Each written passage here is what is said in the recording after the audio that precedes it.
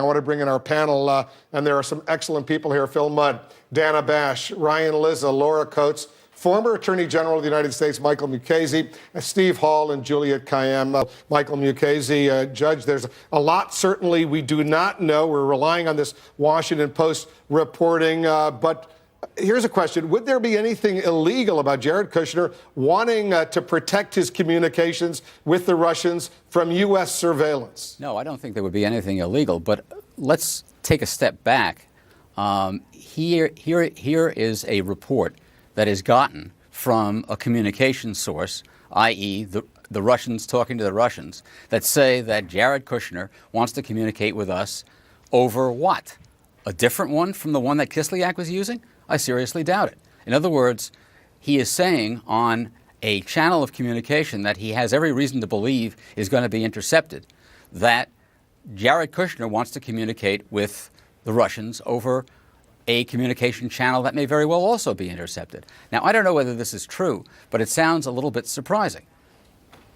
It sounds very surprising. There's a lot that's very, very surprising. As you and I know, there are U.S. officials who want to have back-channel conversations with other governments, including some governments not necessarily all that friendly to the United States. But if you do it through their embassy, that's pretty surprising. Here's the question, though: why wouldn't Jared Kushner's attorney, the White House, flatly deny this story if there was nothing there? I have no idea. I have no idea. And it may very well be that they would prefer to talk in context about the entire issue of what they want to talk, of what the FBI wants to talk to them about and what they don't, rather than swatting down individual stories.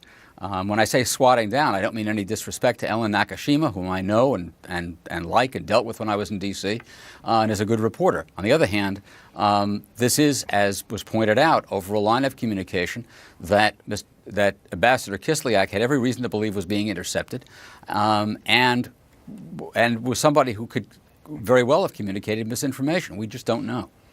Well, let me bring in Laura Coates. Laura, you just heard the former Attorney General make that point. I want to get your reaction. You're a former federal prosecutor. Well, I think that Jared Kushner's activity, as we all know, seems to be continuing to invite scrutiny. And more than just scrutiny, it invites criminal exposure. Remember, the term collusion and what we're talking about is still a very nebulous concept. We haven't defined it or attached it to a criminal statute as of yet.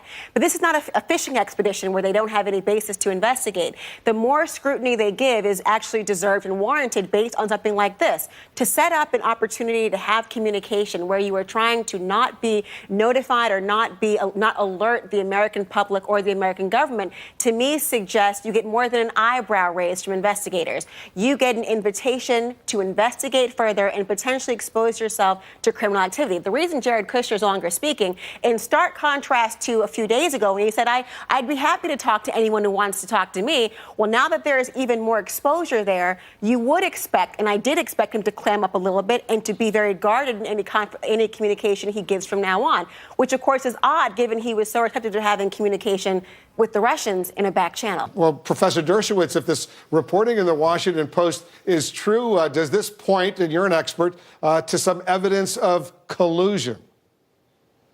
Well, evidence of collusion is not a crime. Even collusion is not a crime. This is another example of a political bombshell that doesn't rise to the level of criminal conduct. And special counsel are supposed to be investigating only criminal conduct. They're not supposed to be investigating evil doing or bad politics or things that would incline you not to vote for Trump's reelection. They're supposed to look for evidence of criminal conduct, a violation of federal criminal statutes. The only thing this, I think, suggests is that they ought to be looking hard at why Kushner and Flynn and the others and Sessions didn't completely disclose their meetings with the Russian authorities during this interim period. Remember, there are 3 periods of time that are relevant. During the campaign before the election, because that could have been efforts to influence the election by Russia.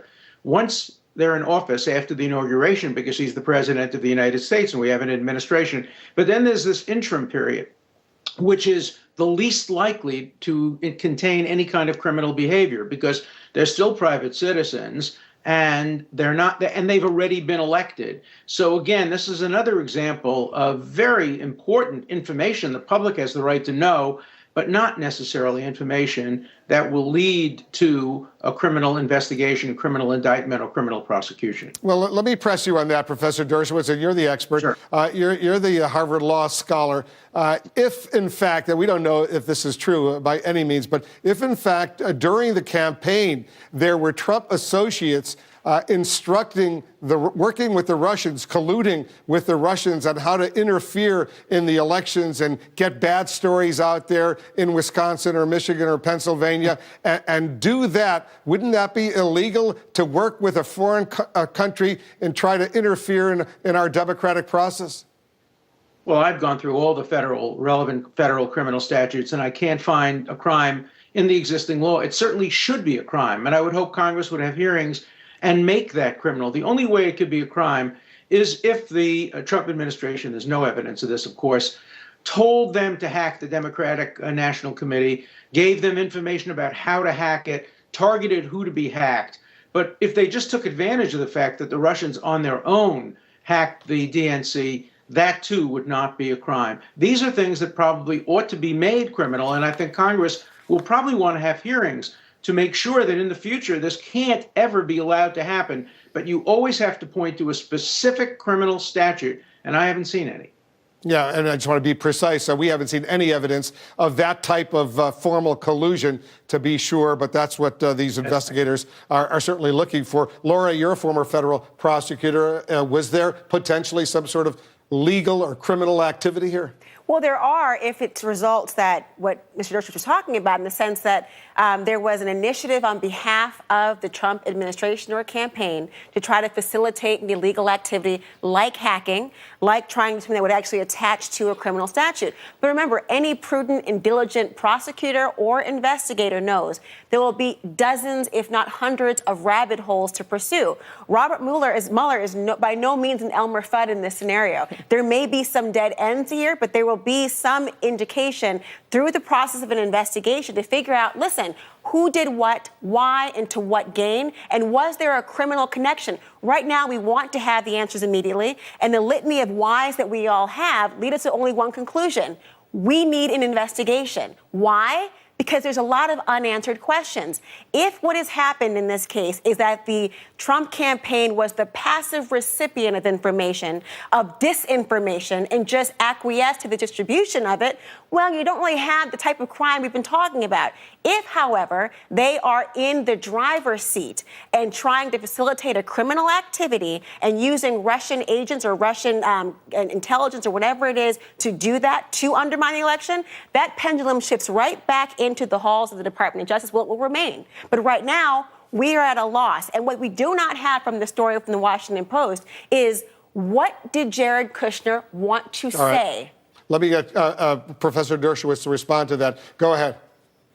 Well, I think there should be an investigation. The question is who should conduct it. I think it's very dangerous to have prosecutors authorized to conduct fishing expeditions or giving them a kind of general commission to investigate to see whether they can find crimes. This is very appropriately done more by a Congress if they want to change the law, or by an independent commission of the kind that was appointed by Congress after 9/11. And that way the public sees everything. We learn the answers. Everything is done in public. The witnesses have lawyers.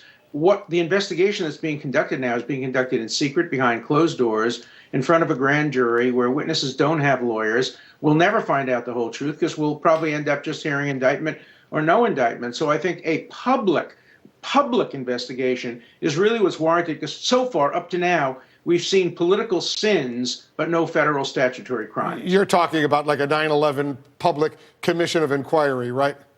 That's right, with nonpartisan people, real experts who could get to the bottom of this and find out the truth. And then we would know who to vote for in the next election, rather than leaving it only to a criminal investigation that will end either with no indictment or perhaps the indictment of Flynn or one or two other people. Yeah, there's a criminal investigation. There's several congressional investigations in the House and the Senate. Everybody stand by. We have a lot more coming in on the breaking news, much more with our panel. We're also standing by for White House reaction. That's ahead. And so is the latest from another key stop in the president's first overseas trip. We're going to get the very latest from the G7 summit in Sicily when 360 continues.